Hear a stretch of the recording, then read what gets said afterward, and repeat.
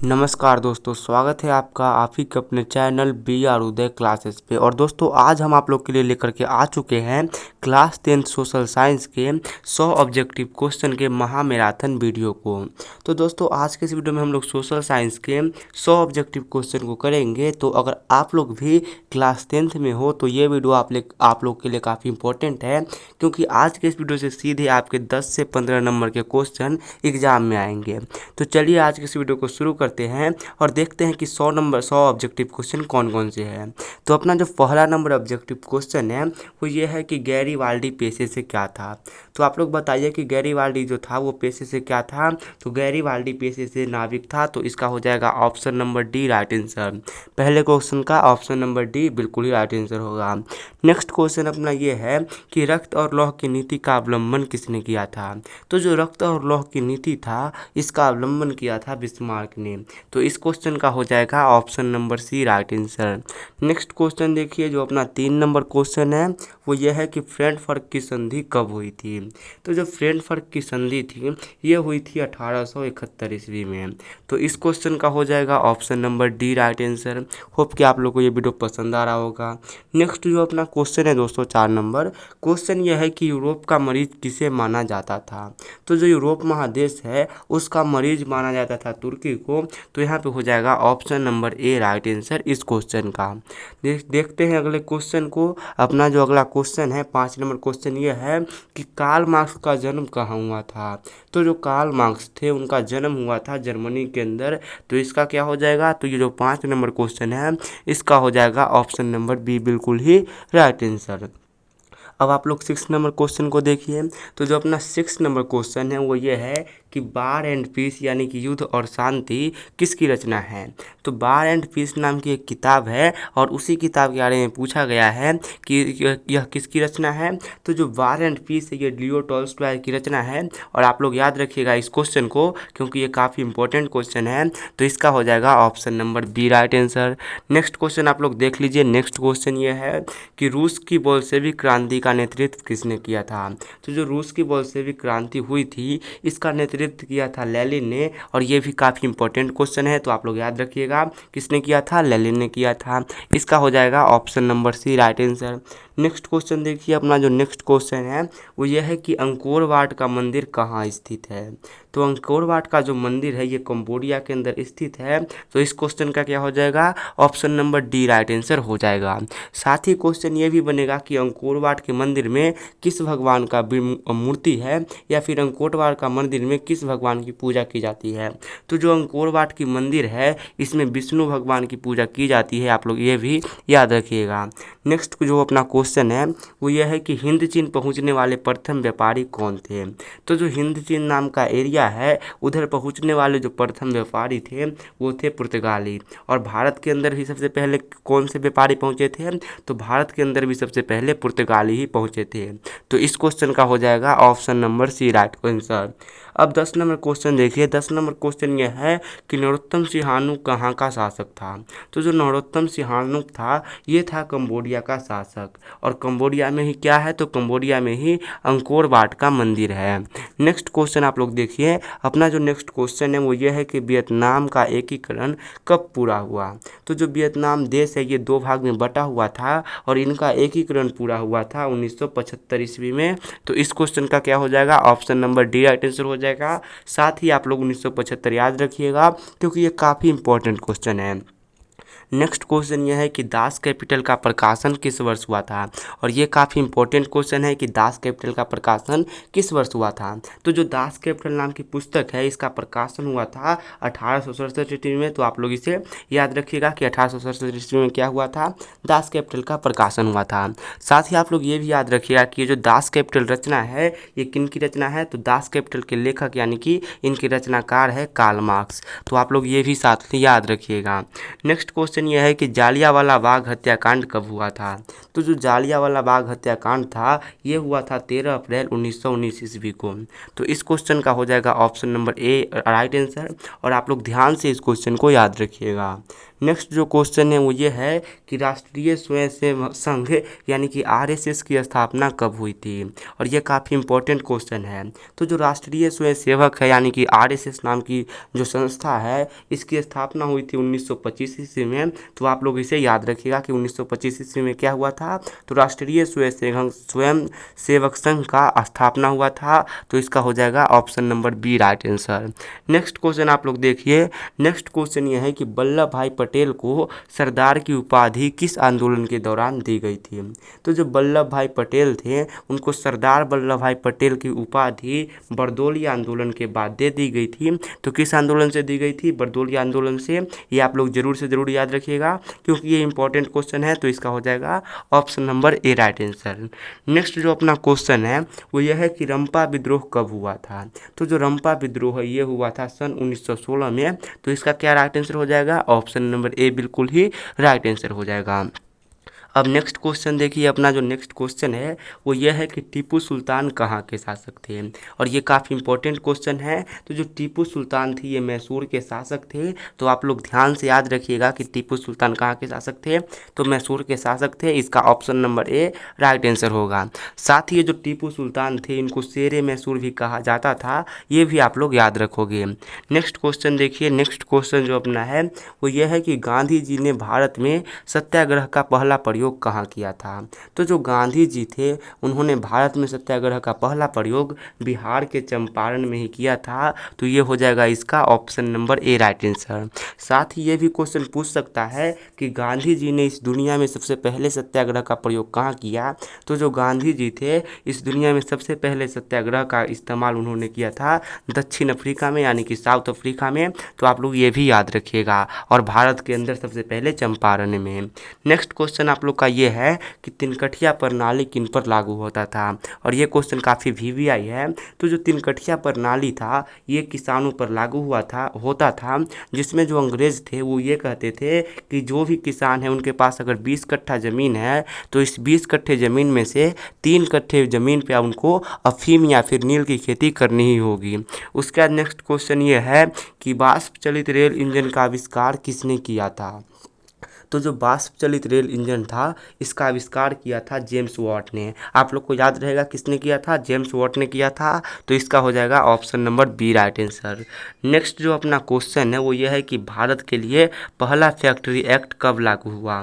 तो जो भारत है उसके लिए पहला फैक्ट्री एक्ट अंग्रेजों ने 1881 में लागू किया था। तो इसका हो जाएगा option number C right answer. अब जो नेक्स्ट क्वेश्चन है अपना वो ये है कि जनसंख्या का घनत्व सबसे अधिक कहाँ होता है।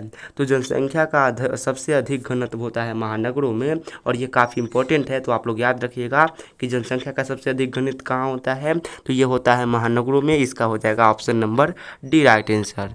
नेक्स्ट क्वेश्चन देखिए। नेक्स्ट क्वेश्चन अपना ये है कि भारत आने वाले प्रथम व्यापारी कौन थे।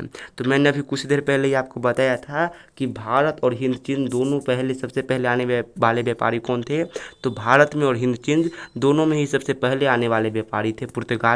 तो इसका हो जाएगा option number C right answer. अब 24 नंबर क्वेश्चन को देखिए। तो 24 नंबर जो अपना क्वेश्चन है वो ये है कि गुटेनबर्ग का जन्म किस देश में हुआ था। तो जो गुटेनबर्ग थे इनका जन्म हुआ था जर्मनी में, और ये क्वेश्चन बहुत बार पूछा गया है यानी कि इंपॉर्टेंट क्वेश्चन है। तो ये भी आप लोग याद रखोगे कि गुटेनबर्ग का जन्म जर्मनी के अंदर हुआ था। अब 25 नंबर क्वेश्चन को देखिए। जो 25 नंबर अपना क्वेश्चन है वो यह है कि प्राचीन काल में किस स्थल मार्ग से एशिया तथा यूरोप में व्यापार होता था। तो जो प्राचीन काल था उसमें रेशम मार्ग जो था उसी मार्ग से एशिया और यूरोप दोनों में व्यापार हुआ करता था, और ये काफ़ी इंपॉर्टेंट मार्ग है। ये जो रेशम मार्ग है ये खुद ही इंपॉर्टेंट है। तो इसका क्या हो जाएगा, option number B right answer हो जाएगा। तो दोस्तों हमने अपना 25 क्वेश्चन कर लिया। और अगर आप लोग यहाँ तक वीडियो देख रहे हो तो होप कि आप लोग को ये वीडियो पसंद आ रहा होगा। अगर पसंद आ रहा तो प्लीज़ आप लोग एक लाइक कर दो, साथ ही आप लोग सब्सक्राइब कर दो और अपने दोस्तों के साथ शेयर वगैरह भी कर दो ताकि उनका भी कुछ फ़ायदा हो। और देखते हैं हम लोग आगे क्वेश्चन को। तो आगे का जो अपना क्वेश्चन 26 नंबर है वो ये है कि सौर ऊर्जा निम्नलिखित में से कौन सा संसाधन है। तो ये क्वेश्चन काफ़ी इंपॉर्टेंट क्वेश्चन है, जियोग्राफी के अंदर से आता है ये क्वेश्चन। और इसका जो राइट आंसर हो जाएगा वो हो जाएगा पुनः पूर्ति योग्य, यानी कि जो सौर ऊर्जा है इसको एक बार यूज करने के बाद भी दोबारा यूज किया जा सकता है। अब जो अपना नेक्स्ट क्वेश्चन है वो ये है कि देश के बांधों को किसने भारत का मंदिर कहा था। तो देश के जितने भी बांध थे उनको भारत के मंदिर कहा था पंडित नेहरू ने। और ये इंपॉर्टेंट है तो आप लोग याद रखोगे कि पंडित नेहरू ने क्या कहा था, तो देश के बांधों को भारत का मंदिर कहा था। अब जो अपना नेक्स्ट क्वेश्चन है वो ये है कि बृहद क्षेत्र में जल की उपस्थिति के कारण ही पृथ्वी को क्या कहते हैं। तो बृहद मतलब होता है कि बड़ा, तो बड़े क्षेत्र में जो पृथ्वी है उस पर जल की उपस्थिति है और इसी जल के उपस्थिति के कारण जो पृथ्वी है उसको नीला ग्रह भी कहा जाता है। तो इसका क्या हो जाएगा, option number B right answer हो जाएगा। और साथ ही ये जितना आसान क्वेश्चन है उससे ज़्यादा ये इंपॉर्टेंट क्वेश्चन भी है। नेक्स्ट क्वेश्चन ये है कि बिहार में कितने % भौगोलिक क्षेत्र पर वन का फैलाव है। तो जो अपना बिहार राज्य है उसमें मात्र और मात्र 7% जो भौगोलिक क्षेत्र है उसी पे वन का फैलाव है, यानी कि 7% जो ज़मीन है उसी पे जंगल है। तो इसका क्या हो जाएगा, option number A right answer हो जाएगा। नेक्स्ट क्वेश्चन यह है कि भारत का राष्ट्रीय पक्षी कौन है। तो ये तो काफ़ी आसान क्वेश्चन है, लगभग सभी लोगों को पता होगा कि भारत का राष्ट्रीय पक्षी कौन है। तो भारत का राष्ट्रीय पक्षी मयूर है। और मयूर किसको कहा जाता है, तो मयूर कहा जाता है मोर को। तो इसका हो जाएगा option number C right answer. लेकिन इस क्वेश्चन के बारे में आप लोग को फैक्ट पता होना चाहिए कि ये क्वेश्चन एग्जाम में 5 बार से ज़्यादा बार पूछा गया है, मतलब कि ये क्वेश्चन काफ़ी इंपॉर्टेंट है और आगे भी पूछा जा सकता है। उसके बाद आप लोग को यहाँ पे इस क्वेश्चन से ही आप लोग को एक और क्वेश्चन याद रखना है कि भारत का राष्ट्रीय पशु कौन है। तो अगर भारत का राष्ट्रीय पशु पूछे तो हमारा आंसर क्या होगा, हमारा आंसर होगा बाघ। ठीक है, नेक्स्ट क्वेश्चन आप लोग देखिए। नेक्स्ट क्वेश्चन जो अपना है वो यह है कि चरक का संबंध किस देश से है। तो चरक नाम का जो पौधा है उसका संबंध हमारे ही भारत देश से है और ये काफ़ी इंपॉर्टेंट क्वेश्चन है, तो इसे आप लोग याद रखिएगा। इसका हो जाएगा option number B right answer. अब नेक्स्ट क्वेश्चन देखिए। जो अपना नेक्स्ट क्वेश्चन है वो ये है कि किस खनिज को उद्योग की जननी माना जाता है। तो जो लोहा खनिज है इसको उद्योग की जननी माना जाता है क्योंकि जब से लोहा का खोज हुआ जो उद्योग है ये काफ़ी तेज़ी से ग्रो हुआ, यानी कि काफ़ी तेज़ी से बढ़ा। तो हम लोग कहते हैं कि जो लोहा है वो उद्योग की जननी है क्योंकि इसने इसको बहुत ही तेज़ी से बढ़ाया। अब जो अपना नेक्स्ट क्वेश्चन है वो ये है कि भारत का सबसे बड़ा लौह उत्पादक राज्य कौन है। तो जो अपना भारत देश है उसका सबसे बड़ा लौह उत्पादक यानी कि सबसे ज़्यादा लोहा देने वाला जो उत्पादक राज्य है वो है कर्नाटक। तो इसका क्या हो जाएगा, इसका हो जाएगा option number A right answer. और ये क्वेश्चन वीवीआई है और वीवीआई का मतलब आप लोग समझते हो कि वेरी वेरी इंपॉर्टेंट है। नेक्स्ट क्वेश्चन ये है कि भारत का प्रथम तेल शोधक कारखाना कहाँ स्थित है। तो जो भारत है उसका प्रथम तेल शोधक कारखाना डिगबोई में स्थित है। तो ऑप्शन नंबर क्या हो जाएगा, सी राइट आंसर हो जाएगा। ये जो क्वेश्चन है इसको लोग ज़्यादातर ब्राउनिंग बच्चे टिक करते हैं, लेकिन ब्राउनी इसका रॉन्ग आंसर है, इसका राइट आंसर है डिगबोई। तो आप लोग ध्यान से इस क्वेश्चन को बनाइएगा कि जो भारत का प्रथम तेल शोधक कारखाना है वो डिगबोई में है या न कि बरौनी में। नेक्स्ट क्वेश्चन ये है कि सर्वोत्तम कोयले का प्रकार कौन है, यानी कि सबसे अच्छे कोयले का प्रकार कौन है। तो सबसे पहले तो आप लोग को कोयले के बारे में ये पता होना चाहिए कि कोयले के कितने प्रकार होते हैं, 4 प्रकार होते हैं। और इन चारों प्रकार में जो एंथ्रासाइड होता है ये सर्वोत्तम यानी कि सबसे अच्छा प्रकार है। तो इस क्वेश्चन का तो option number A right answer हो जाएगा। साथ ही एक और क्वेश्चन आप लोग को ये याद रखना है कि जो कोयला होता है इसका जो सबसे खराब प्रकार होता है वो होता है पीट। तो सबसे खराब पूछे तो आप लोग आंसर दोगे पीट और सबसे अच्छा पूछे तो आप लोग दोगे एंथ्रासाइड। नेक्स्ट जो अपना क्वेश्चन है वो ये है कि एल्युमिनियम बनाने के लिए किस खनिज की आवश्यकता होती है। तो अगर आप लोग को एल्युमिनियम बनाना है तो उसके लिए आप लोग को बॉक्साइट की आवश्यकता होगी। तो इसका क्या हो जाएगा, option number D right answer हो जाएगा। और ये क्वेश्चन बहुत ही ज़्यादा इंपॉर्टेंट है, जो भी इंपॉर्टेंट होगा मैं उसके बारे में बता दूंगा। नेक्स्ट क्वेश्चन देखिए। नेक्स्ट क्वेश्चन यह है कि भारत का प्रथम विद्युत संयंत्र कहाँ स्थित है। तो जो भारत का प्रथम विद्युत संयंत्र है ये हुआ था कहाँ, तो ये नरोड़ा में, ये तारापुर में था। तो इसका हो जाएगा option number D right answer. Next question आप लोग देखिए। जो अपना 38 नंबर क्वेश्चन है वो ये कहता है कि गिर राष्ट्रीय उद्यान कहाँ है। तो जो गिर राष्ट्रीय उद्यान है ये गुजरात में है और इसको याद करने का ट्रिक ये होता है कि ग से गिर और ग से गुजरात, मतलब गिर कहाँ है तो गुजरात में ही है, तो ये इसका ट्रिक होता है।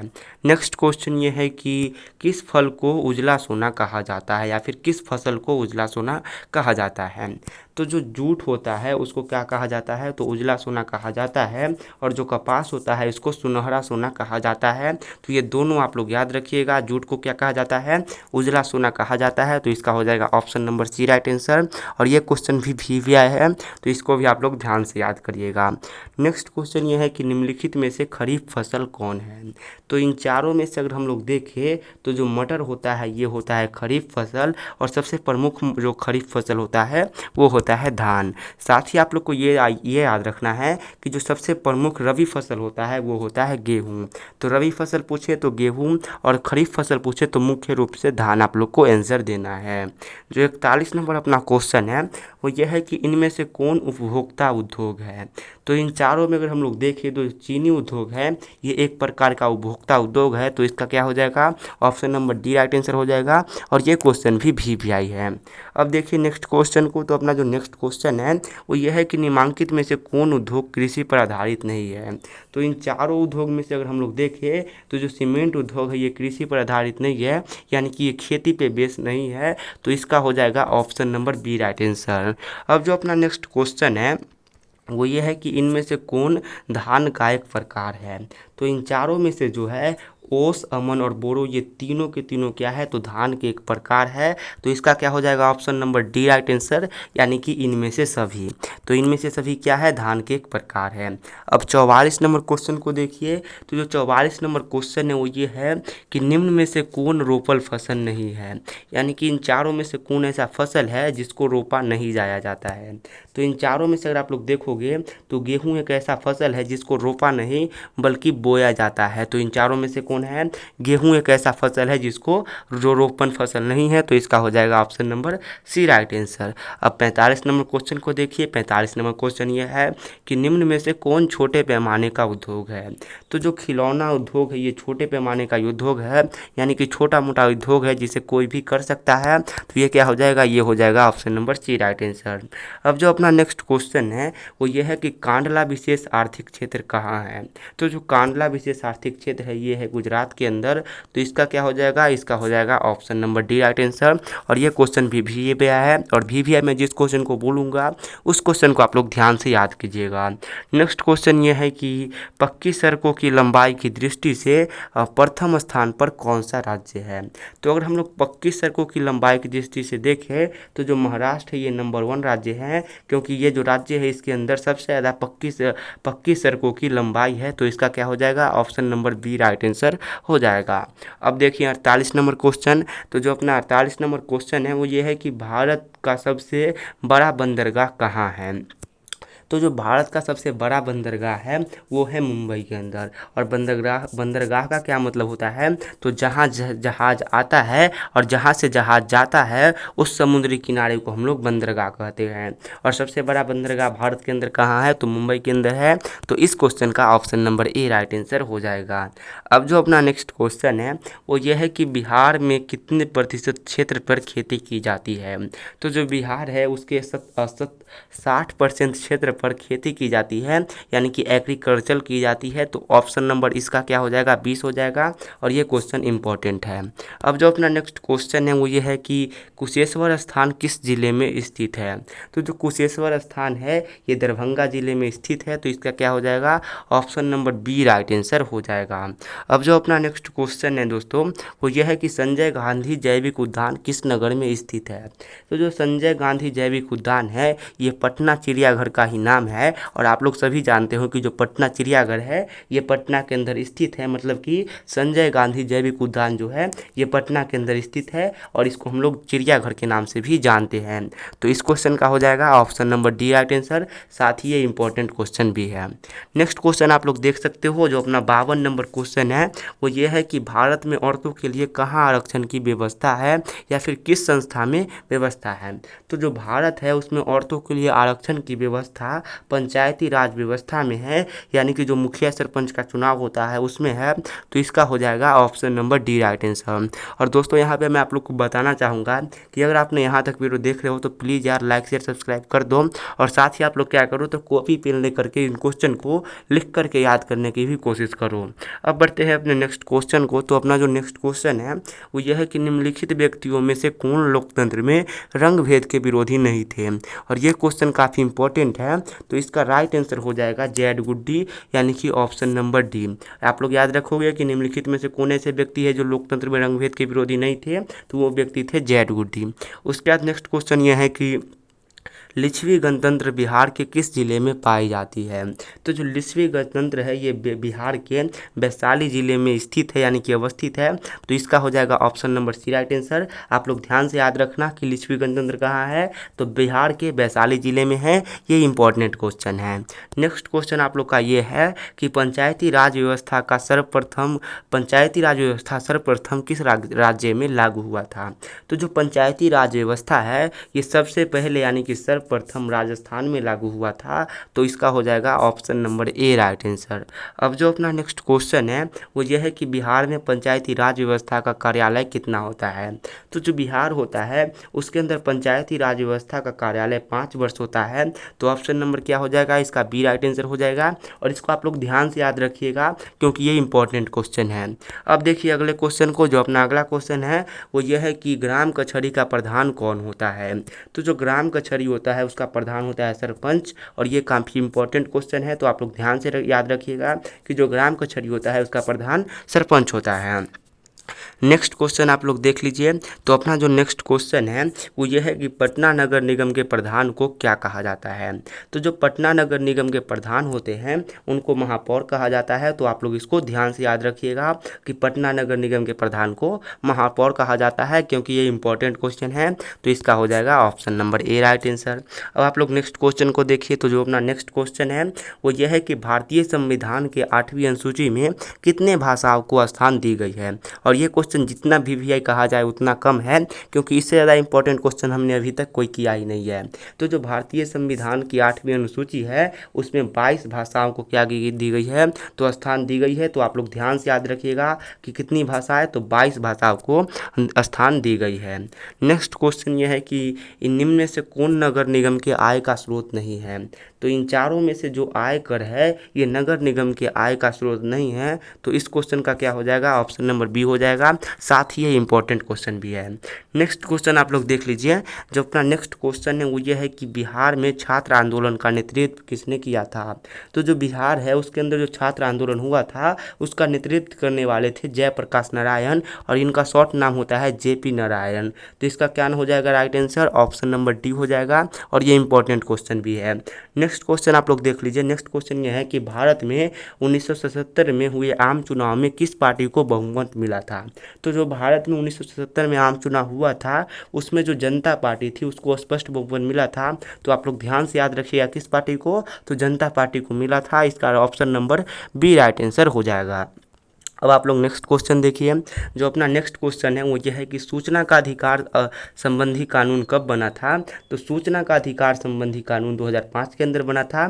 ये इंपॉर्टेंट क्वेश्चन है, तो इसको आप लोग ध्यान से याद रखोगे कि ये 2005 के अंदर बना था। इसका option number B right answer होगा। नेक्स्ट क्वेश्चन यह है कि श्रीलंका कब आज़ाद हुआ था। तो ये भी इंपॉर्टेंट क्वेश्चन है और आसान भी क्वेश्चन है, क्योंकि इसको याद करना इसलिए आसान हो जाता है क्योंकि जो अपना भारत था ये 1947 के अंदर आज़ाद हुआ था, और श्रीलंका अपने से ठीक 1 साल बाद यानी कि 1948 में आज़ाद हुआ था। तो इसका हो जाएगा option number B right answer. इसको याद करना आसान इसलिए हो जाता है क्योंकि ये भारत से रिलेटेड है। नेक्स्ट क्वेश्चन यह है कि राजनीतिक दलों की नींव सर्वप्रथम किस देश में पड़ी थी। ये इंपॉर्टेंट क्वेश्चन है, इसको आप लोग ध्यान से याद रखिएगा कि जो राजनीतिक दल है यानी कि पॉलिटिकल पार्टी होती है उसकी नींव सबसे पहले ब्रिटेन देश में पड़ी थी। तो इसका हो जाएगा option number A right answer. उसके बाद नेक्स्ट क्वेश्चन देखिए। नेक्स्ट क्वेश्चन जो अपना है वो ये है है कि निम्नलिखित में से किसे लोकतंत्र का प्राण माना जाता है। तो इन चारों में से जो है राजनीतिक दल को लोकतंत्र का प्राण माना जाता है। तो आप लोग ध्यान से याद रखोगे कि लोक राजनीतिक दल को क्या माना जाता है, तो लोकतंत्र का प्राण माना जाता है। तो इसका हो जाएगा option number D right answer.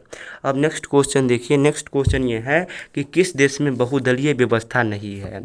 तो इन चारों में से जो ब्रिटेन देश है इसमें बहुदलीय व्यवस्था नहीं है, मतलब कि बहुत सारे दल नहीं हो सकते हैं। तो इसका क्या हो जाएगा, option number D right answer हो जाएगा।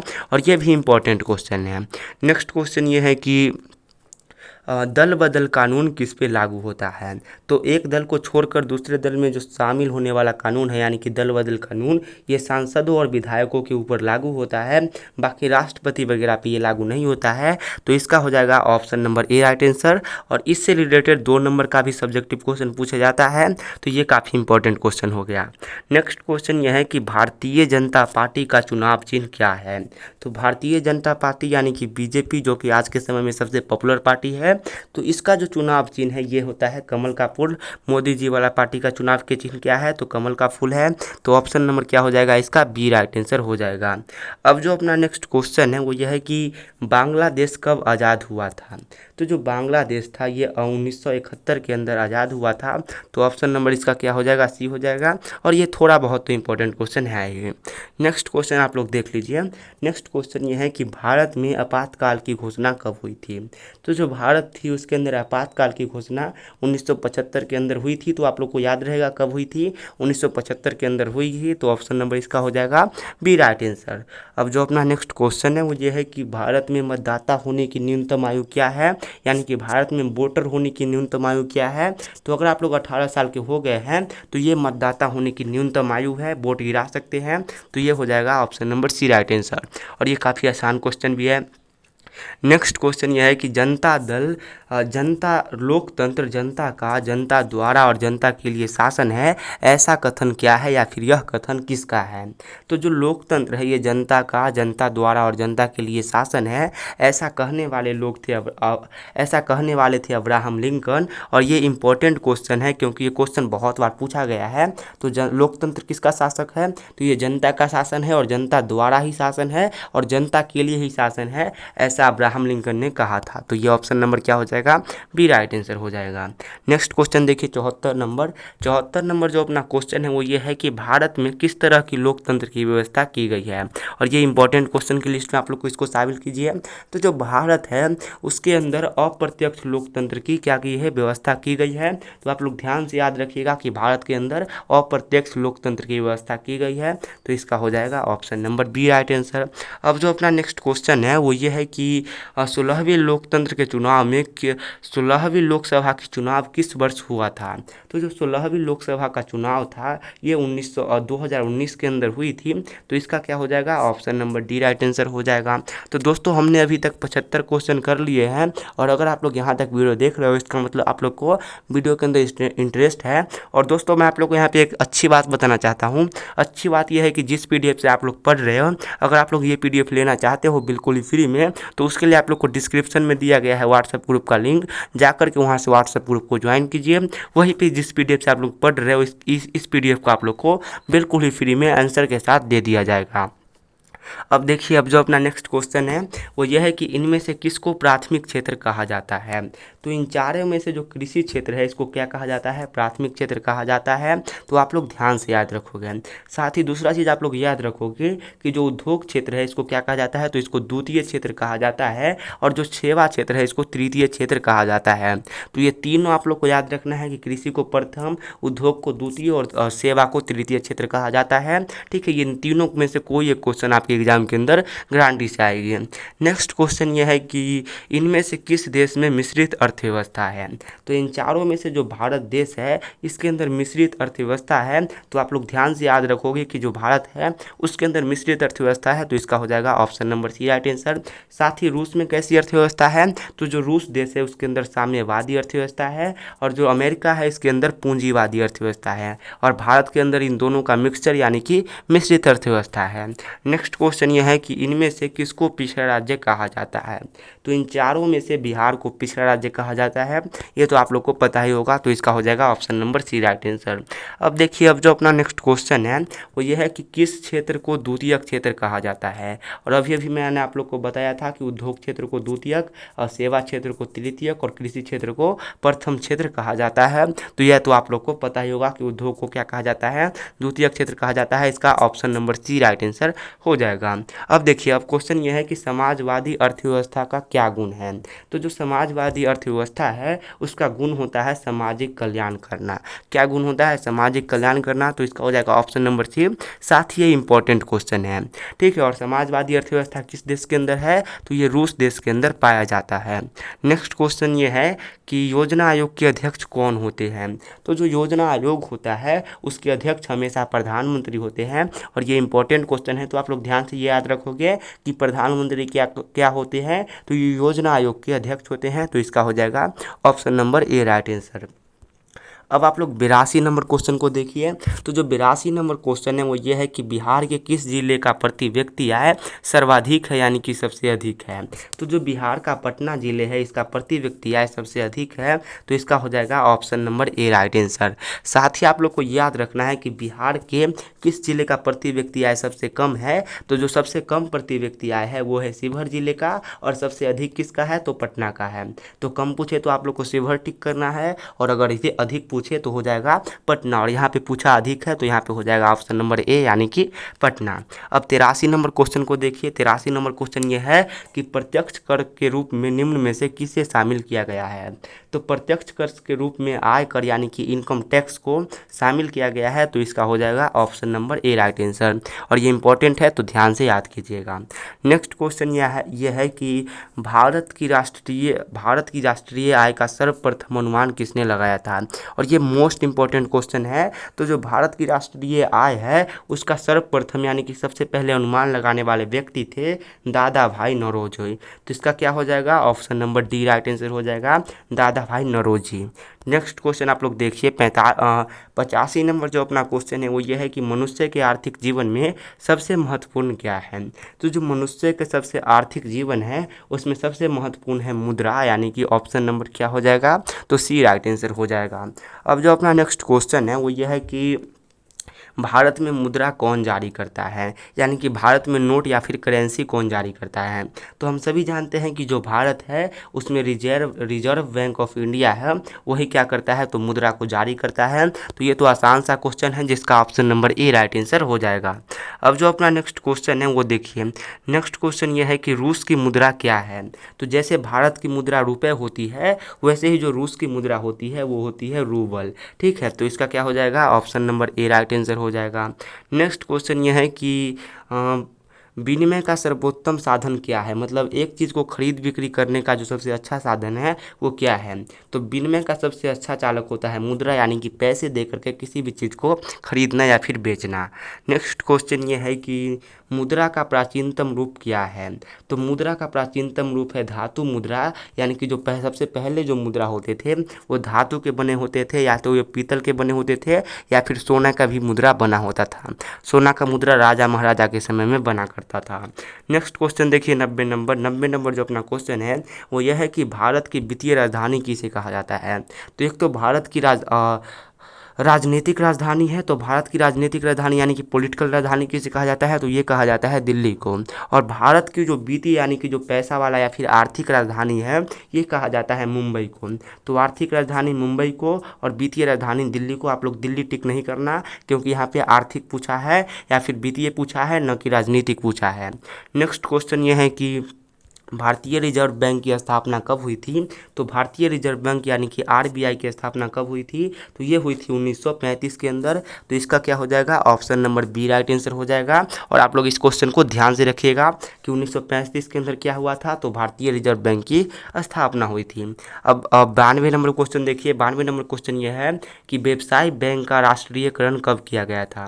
तो जो व्यवसाय बैंक थे उनका राष्ट्रीयकरण किया गया था 1969 के अंदर। तो इसका क्या हो जाएगा, option number number C right answer हो जाएगा। और आप लोग ध्यान से याद रखिएगा 1969 को। नेक्स्ट क्वेश्चन आप लोग देखिए, नेक्स्ट क्वेश्चन ये है कि कौन सी सेवा गैर सरकारी है।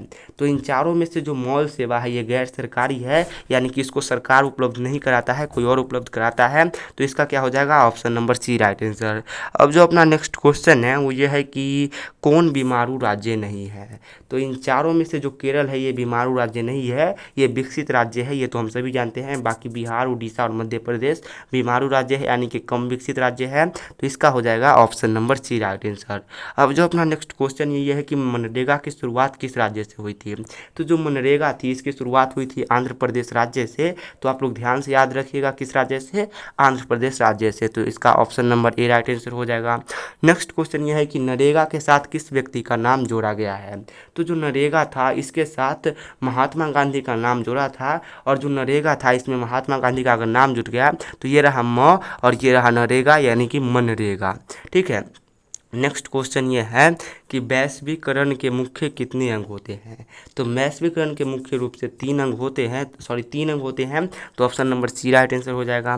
नेक्स्ट जो अपना क्वेश्चन है वो ये है कि कौन बहुराष्ट्रीय कंपनी है, यानी कि कौन ऐसी कंपनी है जो एक देश के अलावा अन्य देशों में भी अपनी कंपनी को स्टार्ट की है। तो जो ये फोर्ड मोटर्स है और कोका कोला और नोकिया, ये तीनों की तीनों ऐसी कंपनी है जो बहुराष्ट्रीय कंपनी है। तो आप लोग ध्यान रखिएगा option number D right answer. अब जो अपना नेक्स्ट क्वेश्चन है वो ये है कि विश्व व्यापार संगठन की स्थापना कब हुई थी। तो विश्व व्यापार संगठन, जिसे हम लोग WTO भी कहते हैं, तो WTO की स्थापना हुई थी 1995 के अंदर। और ये काफ़ी ही इंपॉर्टेंट क्वेश्चन है कि WTO की स्थापना कब हुई थी। तो ये हुई थी 1995 के अंदर, आप लोग ध्यान से याद रखिएगा। नेक्स्ट जो क्वेश्चन है अपना वो ये है कि सोने की आभूषण की शुद्धता की पहचान किस चिन्ह से की जाती है।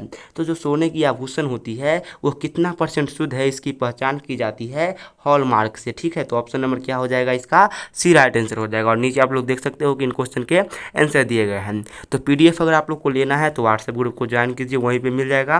बाकी अगर आप लोग को वीडियो पसंद आए तो कमेंट करके बताइए कि वीडियो आप लोग को कैसा लगा, पसंद आया फिर आप लोग को अच्छा नहीं लगा। तो अगर अच्छा नहीं लगा तो वो भी आप लोग कमेंट के अंदर लिख सकते हो। मिलते हैं नेक्स्ट वीडियो में, तब तक के लिए बाय बाय।